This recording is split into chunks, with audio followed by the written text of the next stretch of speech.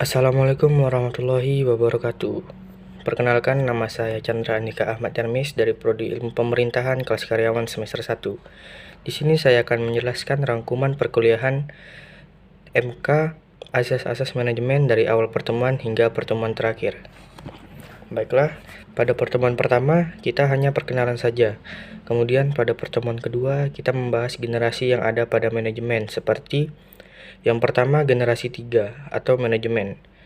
Meningkatkan kualitas rekrutmen. Tindakan yang perlu dilakukan oleh tim manajemen HR tersebut adalah menjelaskan dan mendiskusikan goal kepada staf mereka. Diskusi tidak hanya tentang tujuan yang ingin dicapai, tapi juga berkaitan dengan cara untuk membuat proses mencapai tujuan tersebut lebih optimal dan efisien, serta memahami bagaimana tim memandang objektif tersebut. Staf diminta untuk membuat rencana yang dapat ditindaklanjuti untuk mencapai goals tersebut. Seperti yang pertama, berdiskusi dengan departemen lain untuk menentukan kriteria perekrutan staf departemen terkait. Yang kedua, menyelenggarakan interview dengan frekuensi tertentu untuk perekrutan karyawan baru. Yang ketiga, mengoptimalkan tenggat waktu perekrutan hingga sekian persen. Yang keempat, mengambil sekian persen karyawan baru dari referensi staf internal. Kemudian yang kedua, generasi 4 atau Value Creative Management. Contoh penerapan dalam organisasi. Implementasi VM dapat berupa kegiatan mengidentifikasi, memberikan pilihan terbaik, dan menghilangkan komponen biaya yang tidak berkontribusi pada nilai suatu proses, program, fasilitas, dan sistem tanpa mengorbankan tujuan dan fungsi yang ditetapkan. VM adalah pendekatan multidisiplin sistematis dan inovatif untuk mempelajari fungsi persyaratan program, desain, produk, layanan, proyek, fasilitas, dan sistem untuk mencapai nilai yang lebih baik dan optimalisasi biaya tanpa mengorbankan kinerja proyek, program, fasilitas, dan sistem. Value dapat didefinisikan sebagai berikut. Fungsi yang pertama, fungsi nilai spesifik yang harus dilakukan oleh suatu desain atau item. Kualitas kebutuhan, keinginan, dan harapan yang diperlukan klien dan pemangku kepentingan, biaya-biaya proses.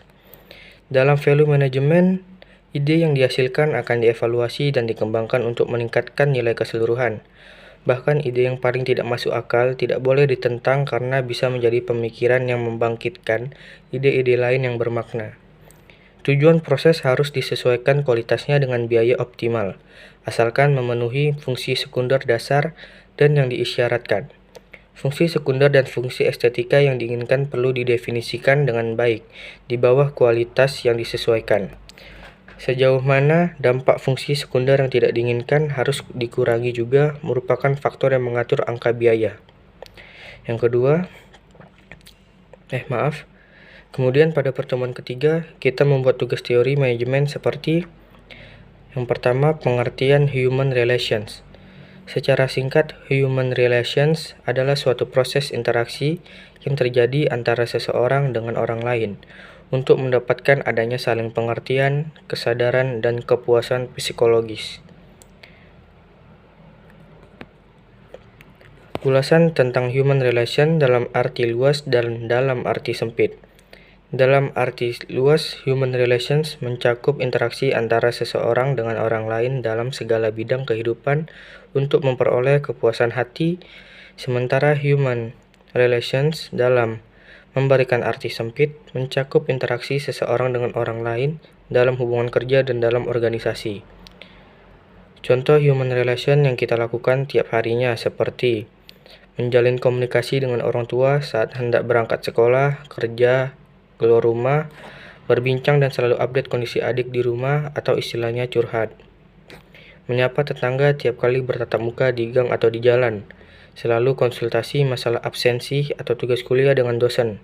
Presentasi atau meeting bersama tim di kantor, menjalin relasi dengan pihak eksternal kantor, membangun networking dengan orang baru di tempat nongkrong dan sebagainya. Dalam human relation sangat penting adanya komunikasi yang baik. Berdasarkan hasil penelitian, para ahli komunikasi menyatakan bahwa komunikasi antar personal secara tatap muka adalah yang paling ampuh dalam upaya mengubah sikap, pandangan, dan perilaku. Komunikasi antarpersonal dapat menguasai situasi komunikasi berdasarkan kerangka acuan atau frame of reference yang mencakup bidang pengalaman atau field of experience. Kemampuan lainnya dari komunikasi antarpersonal secara tatap muka adalah komunikator dapat menangkap tanggapan secara langsung pada saat ia sedang melakukan komunikasinya. Dengan kata lain, dalam situasi komunikasi seperti itu atau umpan balik terjadi seketika atau immediate feedback, sehingga komunikator mengetahui apakah komunikasi yang sedang berlangsung itu berhasil atau gagal.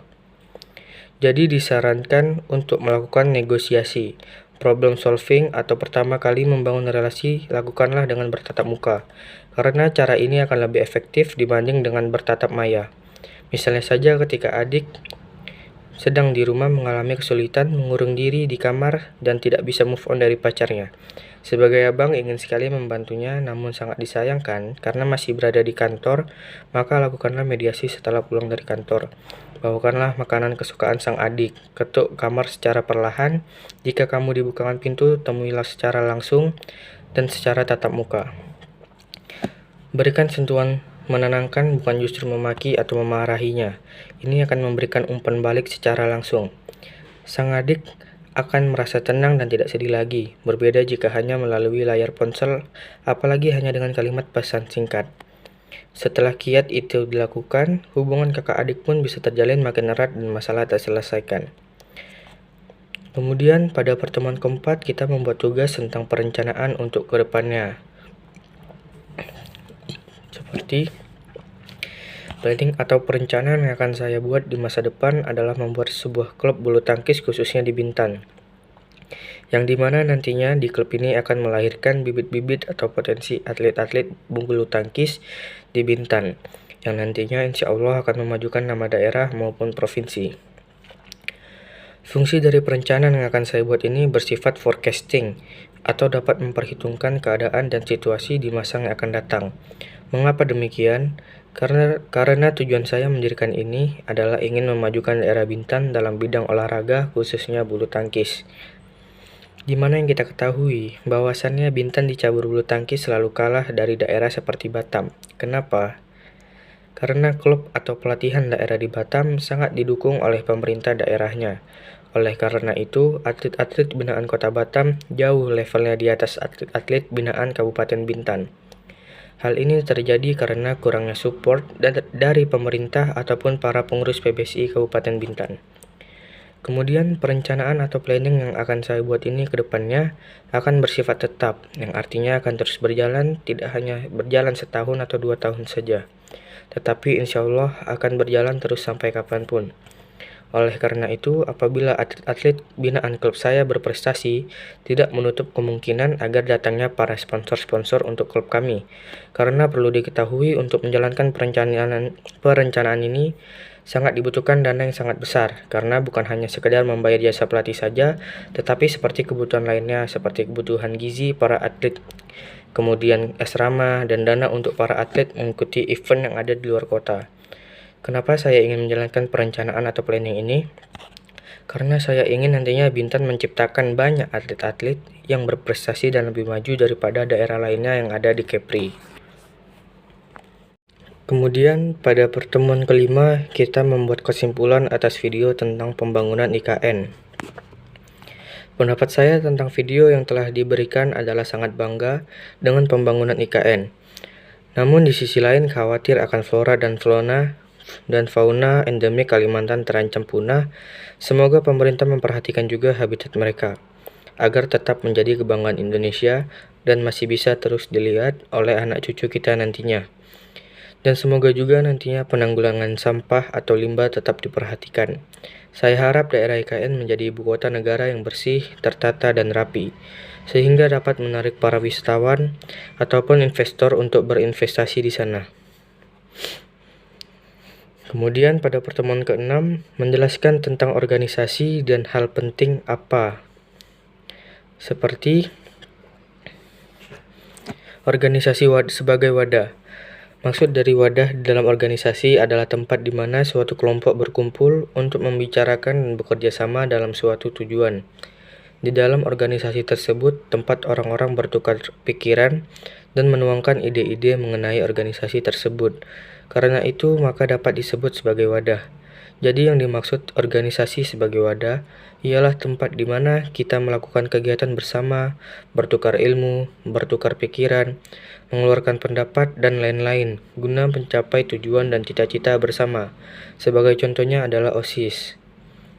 Organisasi sebagai proses, maksud dari proses di dalam organisasi adalah di mana ide-ide dan saran dari anggota organisasi tidak hanya sebagai catatan saja, melainkan akan diproses menjadi sesuatu yang lebih baik, dalam arti lain mengaplikasikan ide-ide yang telah dikumpulkan di dalam wadah tersebut, yaitu organisasi sebagai suatu sistem proses interaksi antara orang-orang yang bekerja sama, baik formal maupun informal, baik saat pembagian kerja maupun cara bekerja sama.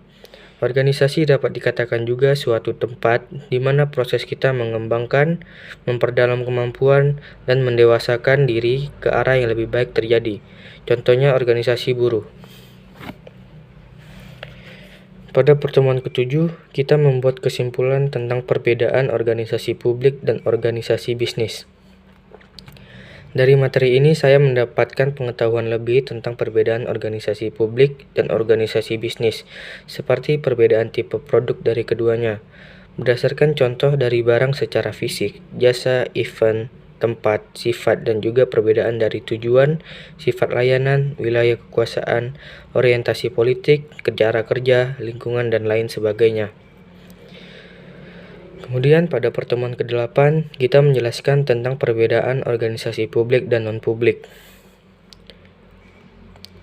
Yang pertama, organisasi publik. Istilah publik berasal dari bahasa Latin of people, atau yang berkenaan dengan masyarakat. Sasaran organisasi publik ditujukan kepada masyarakat umum. Organisasi publik adalah tipe organisasi yang bertujuan menghasilkan pelayanan kepada masyarakat tanpa membedakan status dan kedudukannya. Lingkungan organisasi dalam organisasi publik. Lingkungan otoritasi artinya untuk melakukan sesuatu organisasi publik terlebih dahulu. Sumber pendanaan atau wewenang diperoleh melalui lingkungan otorisasi tersebut. Misalnya, dalam pengajuan anggaran kepada DPR untuk mendapat pengabsahan atas suatu rencana kegiatan pemerintah. Ini merupakan dasar bagi organisasi publik untuk membangun kapasitas organisasi dan kemampuan operasionalnya. Proses penciptaan nilai dalam organisasi publik bukan didasarkan pada hukum penawaran dan permintaan pasar, melainkan melalui proses birokratis, yaitu izin dari lingkungan otorisasi. Kemudian organisasi privat. Istilah privat berasal dari bahasa Latin atau set apart, yang artinya terpisah. Sasaran organisasi publik ditujukan pada hal-hal yang terpisah dari masyarakat secara umum. Organisasi privat atau bisnis adalah organisasi yang ditujukan untuk menyediakan barang dan jasa kepada konsumen, yang dibedakan dari kemampuannya membayar barang dan jasa tersebut sesuai dengan hukum pasar. Lingkungan organisasi dalam organisasi privat. Lingkungan otorisasi, misal Dewan Komisaris atau rapat umum pemegang saham yang menentukan pendanaan dan batas wewenang perusahaan. Akan tetapi, tentu saja lingkungan otorisasi pada organisasi privat tidak sekompleks organisasi publik. Proses penciptaan nilai dalam organisasi privat menitikberatkan proses pengambilan keputusan pada naik turunnya permintaan pasar, sehingga pengambilan keputusan biasanya berlangsung lebih cepat. Pada pertemuan ke-9, kami diberikan pertanyaan, apabila kami sebagai seorang pemimpin, apa yang harus dilakukan agar dapat menggerakkan orang lain untuk dapat menggerakkan organisasi kami? Jawabannya adalah tentu saja saya akan memberikan contoh seperti saya melakukan aksi juga di dalam organisasi tersebut. Tidak hanya menjadi seorang pemimpin yang hanya tahu memerintahkan saja, tetapi juga turut andil atau tetap ada aksi atau kerja di dalam organisasi tersebut, agar orang-orang yang ada di dalam organisasi tersebut bisa mencontoh apa yang pemimpinnya lakukan sebagai contoh nyata, agar mereka bisa melakukan pekerjaan atau tugasnya di bidang masing-masing. Pada pertemuan ke-10, kita membahas materi tentang apa itu kepemimpinan. Tugas pemimpin itu sebenarnya sederhana saja, yaitu menghidupkan, menggerakkan, dan mengarahkan terhadap orang-orang yang sedang dipimpinnya.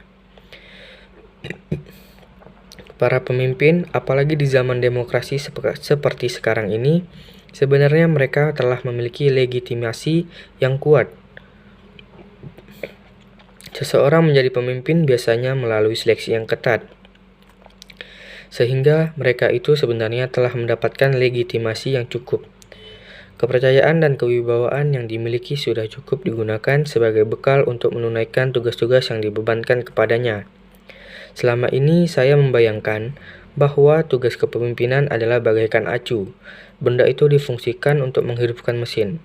Semakin kuat acu itu, maka akan dengan cepat menghidupkan dan menggerakkan semua komponen yang ada pada mesin.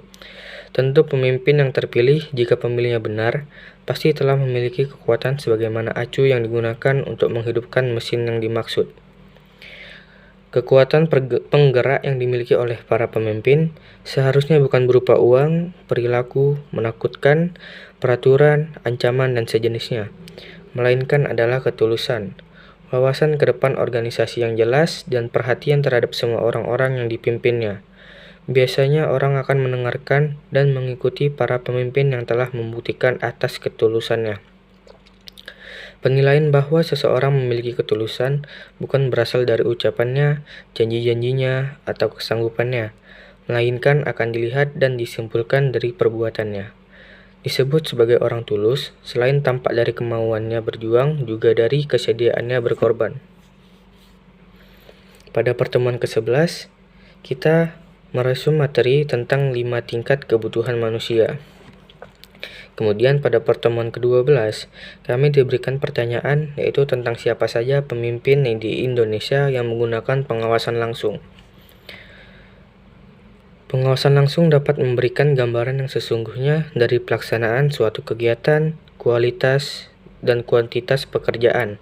Metode-metode dan lingkungan pekerjanya dapat menjadi objek pengamatan dan menjadi alat yang baik untuk mengecek dan melaporkan sikap mental para pekerjanya, serta memperhatikan pengembangan pekerjaan-pekerjaan manajerial yang ditugaskan kepada para pekerja. Sebaliknya, pengawasan memakan waktu lama. Tujuan dari pengamatan tersebut dapat disalah tafsirkan, dan data yang diambil bersifat umum dan kurang akurat. Kesimpulan dapat diambil dari beberapa pendapat para ahli tersebut bahwa pengawasan langsung adalah pengawasan yang dilakukan oleh atasan atau pimpinan dengan cara inspeksi langsung, observasi di tempat, dan laporan di tempat pada waktu pekerjaan sedang berlangsung. Kemudian pada pertemuan ke-13, kami meresum materi tentang pengawasan partisipatif. Pada pertemuan ke-14, kami diberikan tugas membuat video ringkas tentang materi yang telah dipelajari dari awal pertemuan hingga sekarang. Sekian dari saya. Apabila ada salah dalam berkata, saya mohon maaf. Wassalamualaikum warahmatullahi wabarakatuh.